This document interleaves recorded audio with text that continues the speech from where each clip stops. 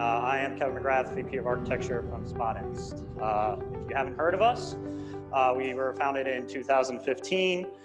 We've raised a couple rounds of capital. We're growing. We're in San Francisco, New York, London, and Tel Aviv. We have over 14,000 customers right now. And that kind of sets the base for the talk today.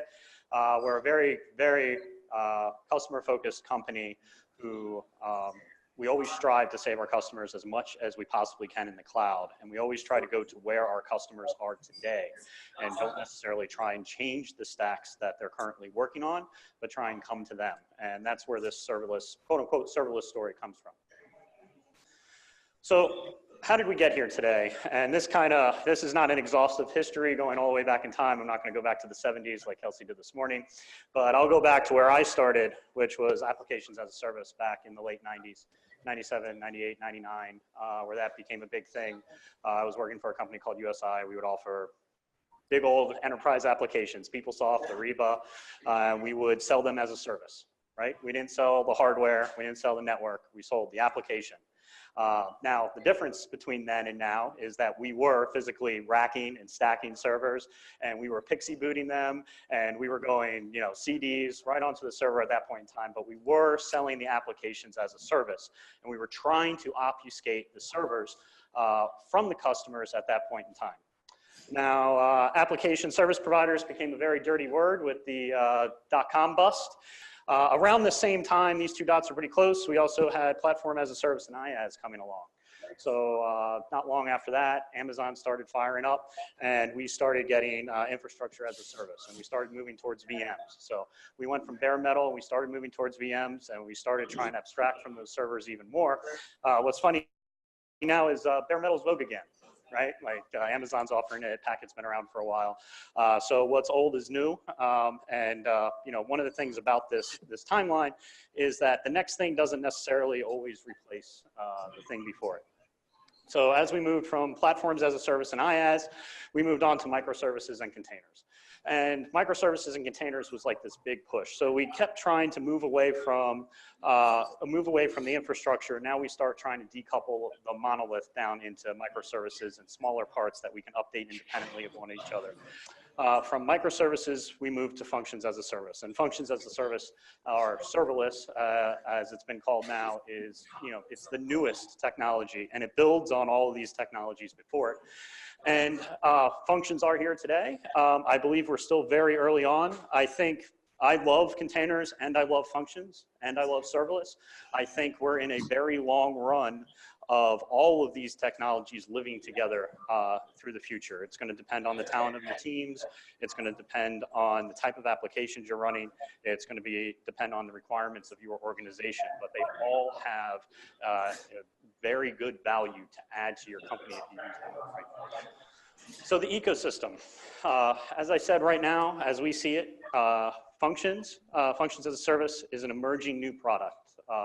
Lambda, Google Cloud Functions, they are great for a lot of things, but they're still very new. We haven't built yet all the DevOps tooling to go around them. There is a long future in front of functions, and you should definitely be along on the ride. Containers are starting to become industry accepted products. A lot of the customers we talk to, especially now in the financial industry and also in government organizations, they're all turning towards containers. Security teams are starting to vet them. We're moving more and more applications from still bare metal and VMs to containers and making it easy to deploy for customers. Containers are probably the most used technology that we see in our customer base right now. Functions are used, but not nearly as much as containers are at this point in time. VMs are moving towards commodity. Right? So VMs were the way that we packaged up our applications and kind of virtually moved them around for many years. That is no longer necessarily productized. It's more we just expect it to be that way. We expect VMs or hardware to be available to us at any point in time. It's becoming like a cell phone. You expect to reach in your pocket and have it there. You don't have to do a lot of work to go out and get it. Some neat numbers, 83% of organizations are actively using containers today. That's from Forbes. Actively using is always fun. They could have it's anywhere between maybe 3 and 1,000 or 10,000 at a company, but it just goes to show you that companies are moving that way. And the reason that people are moving that way is because it's a much shorter incremental jump, right? You have certain talent, certain skills at your organization already, and how do you keep moving a company forward without drastically changing everything there? You need to find these incremental movements sometimes to keep technology moving at your organization, and containers are a great use to do that. You can pull applications forward in time by using containers to do it. 38% of enterprises see public cloud as their top priority in 2018. Say this number because this has a long way to go. We sometimes get blinded by the fact at these conferences that we're all using cloud. We sometimes get blinded by the fact that we're all using the same technology. When in fact, if you look at the IT world as a whole, most of people are still not using cloud yet. They haven't jumped to cloud native. They are still looking on how to make that journey, how to make the migration. There are far more organizations out there that are still figuring out, how do I move my app to EC2, or do I sit and redesign it for containers, or do I sit and do I redesign it for functions? And they're still making those choices. So, going back to the title of this talk, why functions with containers? For a while, these two terms are not allowed to be in the same sentence, but we're going to go there. Going along with Spotinst theme, where cost is a challenge for our customers, the rent in this cloud is too damn high. Our CEO absolutely loves this slide. He wrote this blog post down here. You can go check it out. And it's kind of like the hidden costs that you're not necessarily looking for when you move to a serverless application. So applications that aren't built for pay by request, it introduces a complex billing model for you.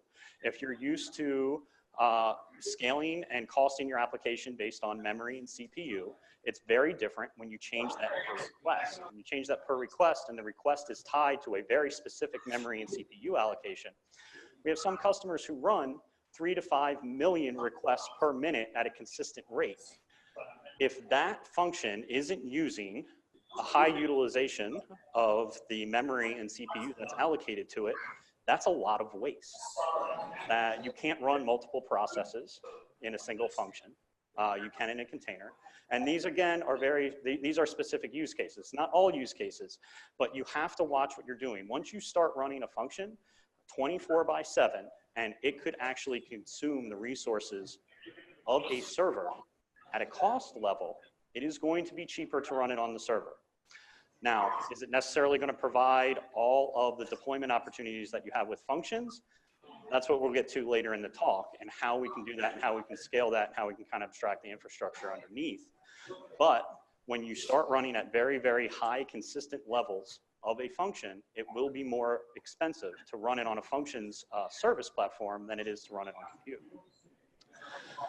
Right-sizing environments also becomes a little bit more difficult when you're basing it on request, right? If you have a very, very consistent request model and you can work it all out, and the predefined memory and CPU allocations that you are given to you happen to line up with your application, you can get a high utilization and you can scale. Functions are very good for sizing environments that change dramatically and actually scale to zero. I mean, they're great for that. Understanding scale, sprawling services. Once you move to services and you start consuming more and more services around the services, people don't understand. 2 talks ago talked about API gateway. That's one of our customers' biggest things. They say, hey, we moved to Lambda, we started using API gateway. Wow, API gateway is really expensive, right? And we start looking for other means to help them out, to reduce those costs, keep their application running, but keep it affordable. So just to level set on some function patterns as we see them, service-to-service integration, attaching to S3 Kinesis streams, attaching with other compute within the cloud provider. Functions are awesome for this. There's almost no better way to do it. I mean, if you got to get 2 AWS services to talk to each other and they don't natively do it, I mean, a Lambda function, yeah, fire that up, run it. Usually AWS has done a lot of good integration there for you, so you don't have to already. There were a few talks earlier today that really dive down into things like the dead letter queues and things like that you need to watch. But those are great integrations, and you should absolutely use them in the cloud. You shouldn't try and reinvent that wheel. Moderate concurrency. We have found that when customers get to very, very high levels of concurrency, that they have problems with traditional functions as a service products as they exist today. This is not to say that it won't change in the future, but today, especially you hit that first 1,000 concurrency limit in AWS, and then you start playing around with reserve capacity, and then you start saying, do I open multiple accounts? Do I keep it in one account? I got to open a request to AWS. Do I have premium support? Are they going to get back to me in an hour, or is it going to be 4 days?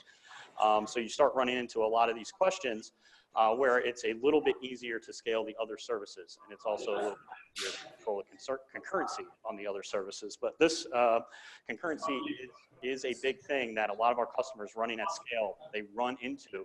And then all of a sudden you have to start turning all the knobs and dials that you were turning before, you're just turning them in a different place. Latency tolerant functions calling more functions. So in, I guess, the pure paradigm of functions is your function's going to do one thing, and then that function's going to call another function that does one thing. And that design pattern is great if you can afford the latency. If your application can afford an HTTP call from function to function along the way, and you don't care about the milliseconds that are involved in the middle of that, then that's great. Go ahead and do it. We have a lot of customers where milliseconds matter, and they matter a lot. And they have to, you combine multiple functions into a single function, or you have an application that gets deployed and it does multiple things because it's loading things into memory where it can run very fast and it's hot and it can accept multiple requests at the same time and use shared memory to run faster. So you need to keep these things in mind when you move, and especially when you're looking at best design practices.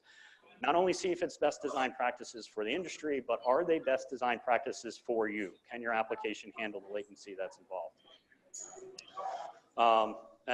Functions are usually focused, single purpose implementation. That's what I was talking about before, where one function does one thing. Container patterns, containers are heavier, right? It's not just code. You're not just deploying a container, or the container is being deployed with an environment that's wrapped with the application that you want to run. So your entire execution environment is defined by the image that you're using. So it is heavier. You got to configure more. Your developers have to know more about what fits in and the dependencies around the application. You have a more traditional dependency management. Not only might you have dependencies for the application where you do like an npm install, but you might also have some OS specific shared libraries and things that you install directly, as opposed to functions where you would try and statically compile everything up with your function and then push it up to the provider. Containers, platform independent in a way. It depends on how they're configured to go to their environment, but technically you can take a container and ship it up anywhere, and the plug, it will plug in. It'll plug into Google, it'll plug into AWS, it'll plug into a Kubernetes or environment or a Swarm environment, wherever you happen to have it. There's a variety of use cases. Containers have a lot more use cases than necessarily functions at this point in time. Long running applications, we're gonna get into a few of those examples, but if you have an application and you need to support it today and you need to support it tomorrow and you don't have the team to redesign it to a function, a container is a good way to move it into a system that you can eventually move it to another provider where you can minimally manage infrastructure or not manage infrastructure at all, but still get the experience of shipping code and not worrying about the instance that it shows up on. And it is a very good, in my opinion, incremental step to get started in this world. And if it can eventually move to a function, great, that's awesome. So we're looking here at language and platform independence. More and more providers are getting more and more languages. Sometimes with functions, you have to change what you do. Most of the major languages are being supported now on most platforms, but you do need to be aware of what languages are supported and where. Applications in containers can benefit from handling multiple requests simultaneously. And this is a big win for cost efficiency and compute efficiency. Some of our customers have very, very high I/O intensive applications, and the I/O doesn't necessarily consume a lot of CPU. It might consume some memory to keep some state around in the application just while it's running, some temporary state, but it's waiting. It's waiting on some sort of I/O operation. Well, while you're waiting on I/O operation, why are you shouldn't be paying for extra CPU and memory that you're not using. You should be able to send more requests to that process and really use that compute for everything that it's worth. Functions that need to be warm and cold start is prohibitive. This is more of just, if you again, this goes back to latency. If you can't afford cold starts, you need to have a way to have warm functions lying around. So you need to do this in one of two ways. You need to have a script that continually keeps your functions warm. If there's a baseline that you have, that baseline runs. If you expect more capacity and you want that to be warm, you should have some sort of script lying around that's firing extra requests to the system to make sure extra functions are warm in the system.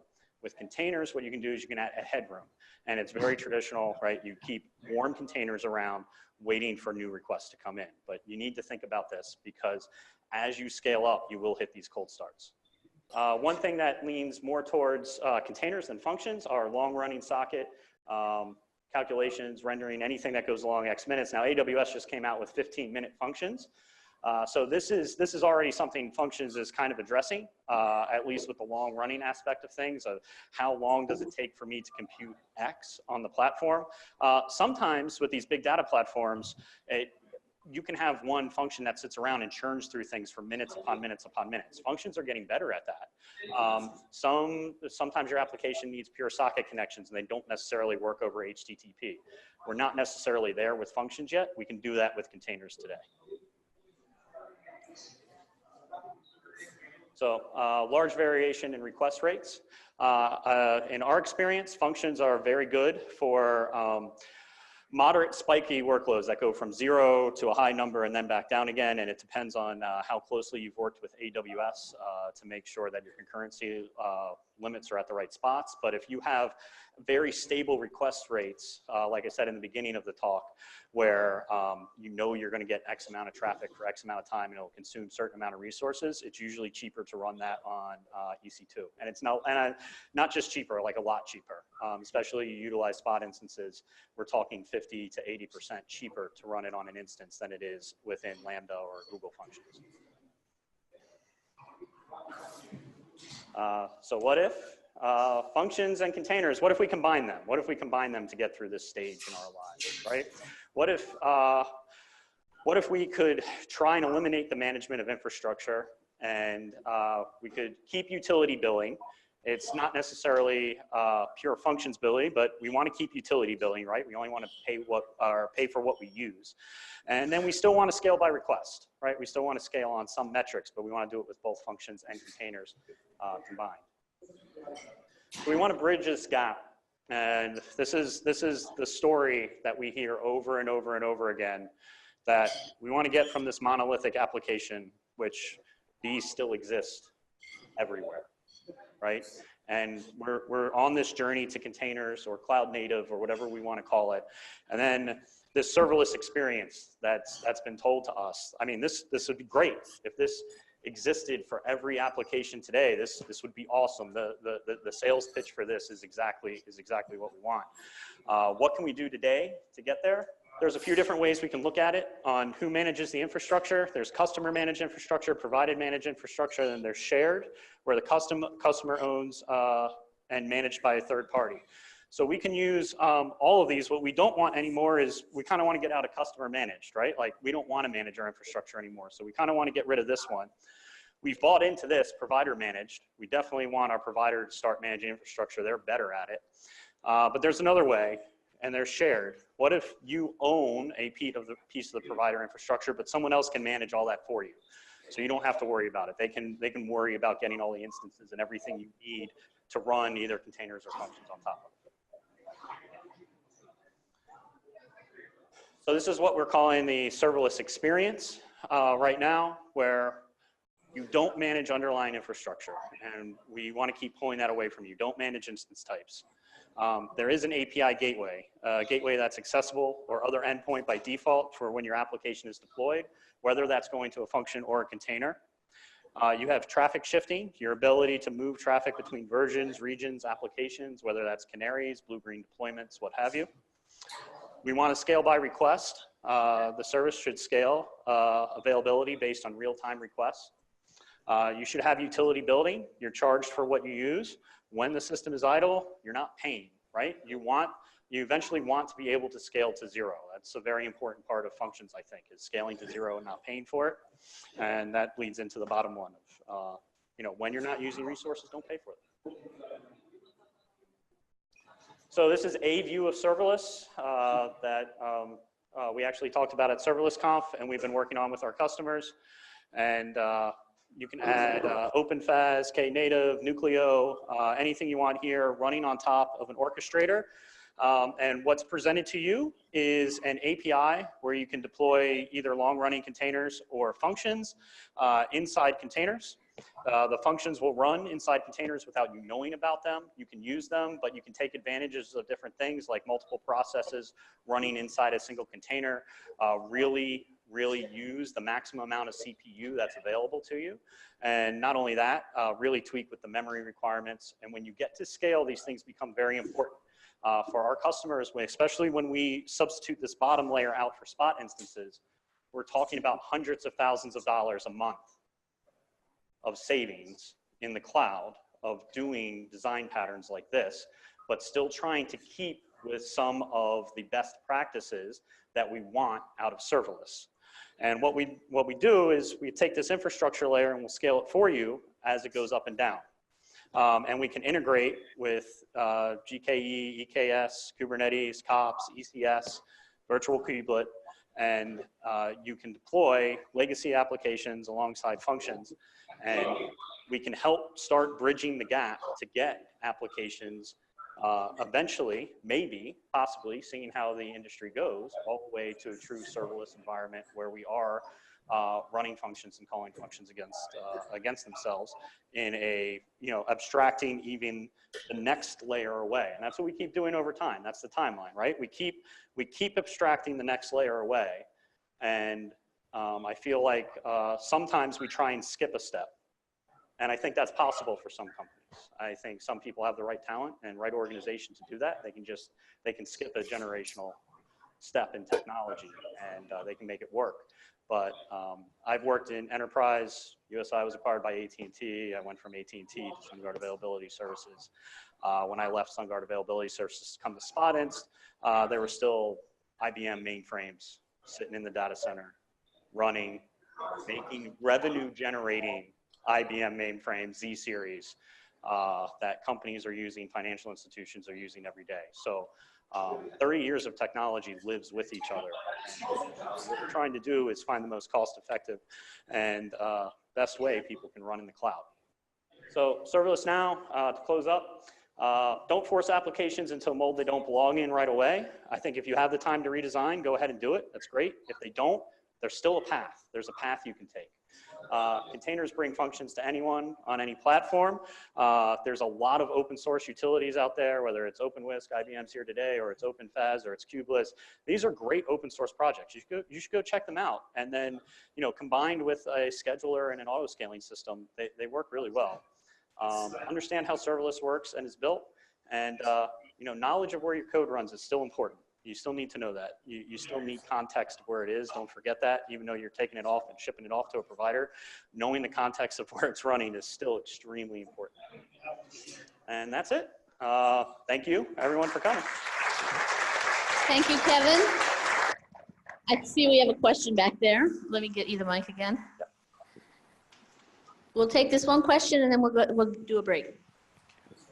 So you mentioned that serverless is evolving pretty quickly, right? Changing at a very fast pace. Now, combining serverless and containers, what sort of impact do you think that has on the application infrastructure architecture itself? So that if you had to then migrate that to serverless, as serverless continues to evolve, would you have to rebuild or re-architect parts of your application and so on?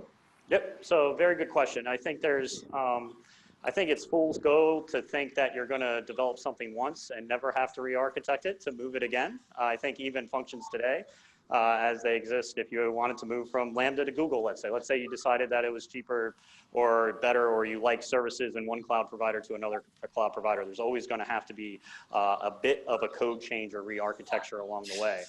The important part is you're always working on the steps, you're decoupling, you're breaking down the parts of that old application, you're getting as close to the code as possible.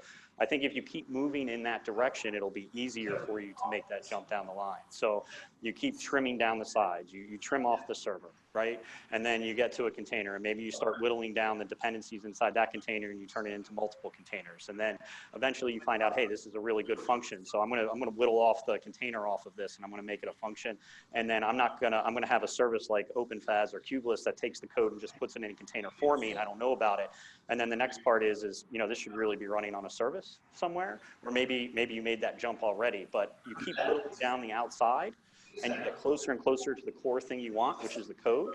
And I think you'll be in a better spot. But I don't think you'll ever be in a spot where you're like, okay, I wrote it once, now I don't have to do anything else. I don't think you're gonna be there, but I think you'll be closer.